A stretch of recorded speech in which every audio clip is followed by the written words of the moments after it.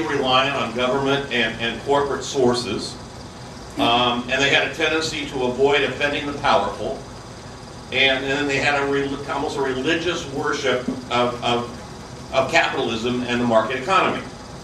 So they were saying that within that structure, yeah, stories got through to varying degrees. Now that was 20 years ago. As we look at this, and I follow this for the last 15 years myself, it's far worse. It's no longer just a structural problem. Non-coverage of important news stories is deliberate at the corporate level. And I mean, it's clearly, it's deliberate. I'm going to give you some very specific examples. On October 18th, just 2 weeks ago, AP, Associated Press, largest news system in the world, put out a story that appeared in newspapers all over the United States. It said that there's been 87,000 civilian deaths in Iraq in the last 5 years. Now that was in papers all over the country. This is a figure, and you go 87,000. Oh wow, that's a lot of people died. And of course, it's implied that most of these people died Iraqis killing each other. So every day there's a new bombing or a new suicide or some episode that's reported in our media of Iraqis killing Iraqis. Well, the problem with the story is that they're about 1 million off. We have very solid evidence, and our number one story last year was that there's over 1 million civilians who have been killed in Iraq. We have 3 national surveys. The only way to determine this is to actually go out and do a survey of families throughout the country. 2 were done by Johns Hopkins University, one in 2003 and then in 2006. And then in 2007, Opinion Business Research out of Great Britain. They interviewed 2,400 families, randomly selected in 15 of 18 provinces, the most violent provinces they weren't able to get into. So the numbers are probably even higher. But if they interview that many people, randomly selected, and they ask them the question, has anyone in your family died from war violence? And so that they can extrapolate from the answers that the total number and be 97% sure that this is statistically accurate. And that in 2007, they said 1 million civilians have died because of the U.S. invasion. Now, half of those people died because of U.S. military action. So this is the aerial bombing or neighborhood penetration. So we've killed, at least as of 2 years ago, 500,000 people. We're now estimating to be up to 1,300,000 dead. And let alone 5 to 6 million people displaced from their homes. And that doesn't count all the wounded. So, millions of more people wounded. So this is just the dead people. Now, Democracy Now! Covered this in January 2008. This was on Alternet, it was in Interpress, it was on Downing Street, so it was in the independent media sources.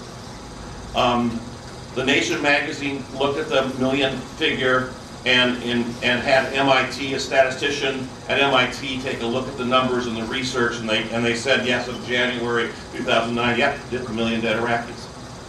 So all this information was out there, yet we get this deliberately placed disinformation story that's 87,000. And that's not an accident. They just simply won't report that we killed 1 million people there. And that's how many people have died, because that doesn't imply support for the war, support for our, building freedom in the world, so to speak. The ideology is lost. Now, part of what's going on here is that public relation firms, particularly since 9/11, have just mushroomed. So that you've got these big companies, Omnicom, WPP, Interpublic Group. They're consolidations of some of the largest public relation firms that existed up before 9/11. Now these firms are doing contracts with governments and corporations. The Pentagon's spending billions of dollars a year on public relation efforts, some to recruit you to join the military, but a whole lot to present news stories that are in favor of policies and direction the Pentagon wants to see us go. So, public relation firms have no qualms about lying. In fact, during the first Gulf War, there was a young woman named Naira who appeared before Congress and before a national audience. She was a young 20-something woman who said that she was a nurse in the Kuwaiti hospital. And and she testifies with tears in her eyes that she saw the Iraqi soldiers come into the hospital and take the babies out of the incubators and throw them on the floor and steal the incubators to take back to Baghdad. She does this on television in front of Congress. Everybody's outraged. These terrible Iraqis, we've got to go destroy them.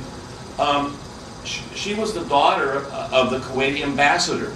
She was trained by Hill & Nolan, one of the big public relation firms, to give that testimony. It was absolutely a lie, but we didn't find out about that till years later. So deliberately lying.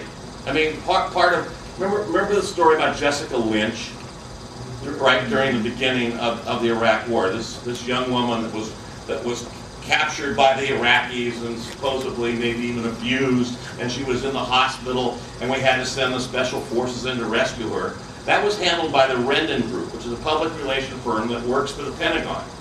And they manage war information, they manage war propaganda. They waited. I mean, the hospital called up the Americans and said, hey, we got one of your soldiers here, come get her. They had taken good care of her. They had dressed her wound, she was okay. But the Rendon Group said, well, wait, let's get the cameras there. Let's do a stage. Let's pretend this. They get the special forces, and it was on national TV, and it's being followed with the camera. They rescue her, and everybody's excited. And you know, there's this big rescue. That's on the front pages of all the papers in the United States. It's in the media. It's on television. It's repeated and repeated. And that was the very same day that the tanks rolled into Baghdad. That's the very same day that we shelled the Palestine Hotel with independent journalists, killing two, a Spanish journalist and another reporter. That's the very same day that we bombed Al Jazeera and killed one of their journalists in Baghdad. None of that reported in U.S. media. It's reported in the rest of the world. We get Jessica Lynch. So this is the deliberate interference with the free flow of information by putting in substitute stories or false stories to what's really going on out there. Now, I think the one that really turned me was in 2005. Dana Priest had come up with, at the New York Times, and she had done a story about how two men in Afghanistan were killed and illegally, and they were making a big deal about it, and the Pentagon said, oh yeah, we're sorry, we didn't mean for that to happen, and it kind of went away. That same year, the American Civil Liberties Union had used the Freedom of Information Act to make formal requests to the Pentagon for copies of all the autopsy reports on civilians who had died while in U.S. custody in the first 2 years of the war. They got 44 autopsy reports. It took them a while to get them, but they got them. Those 44 autopsy reports, they released a press release about their content in October of 2005. 23 of the autopsy reports, now these were autopsies done on civilians who had died while in U.S. custody in both Afghanistan and Iraq, multiple sites, done by U.S. military doctors on the bodies. 23 of the autopsy reports said the cause of death was homicide. These people were murdered while in custody. They were beaten and tortured to death. Conditions of their bodies were quite clear. The balance of the people, of the 44 autopsy reports, the primary cause of death was heart failure. And the autopsy reports are quite clear that they were badly abused, that their bodies were broken bones, contusions, strangulation, a variety of other, terrible things were done to them. And the cause of death was heart failure. So their heart stopped while being tortured. Now these were just the people that died. I mean, hundreds and hundreds of other people who got out of prison or survived have testified that they were tortured, they were beaten, they were abused by American forces while they were held captive. That story was picked up by the Associated Press. AP put it out to the country. All 1,700 daily newspapers had a chance to run that story. It was about a 1,000-word story, covered it quite clearly, and all 5,000 radio and television news stations in the country had a chance to run that story. Everybody's got AP. So we've checked it and we've checked it again.